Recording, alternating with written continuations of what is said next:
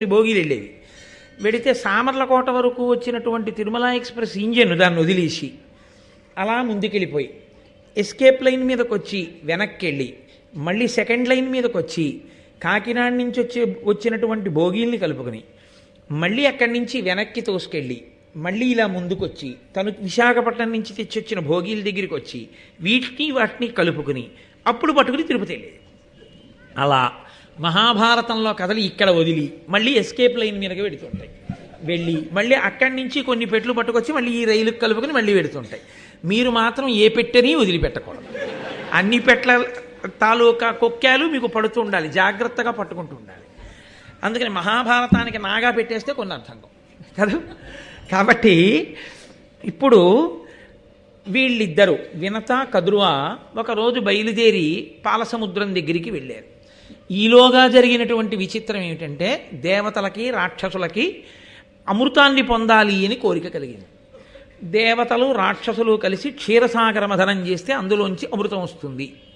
కాబట్టి ఇప్పుడు వాళ్ళు మందర పర్వతాన్ని తీసుకొచ్చి ఆ పాలసముద్రంలో చిలకడం కోసమని దింపారు.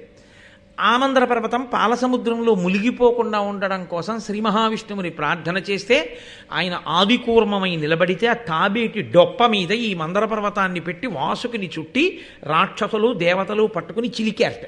చిలికితే ఈ మందర పర్వతం ఆయన వీపుని ఒరుసుకుంటే అప్పుడు ఆయన ఎప్పటి నుంచో వీపు కొద్దిగా దొరదగా ఉంది అనుకున్నట్ట తీరింది. అప్పుడు ఆయనకి చెయ్యి అందదు కదా మరి, 4 బాహువులైనా. నిజంగా మహానుభావుడు ఆయన కాబట్టి భరించాడు.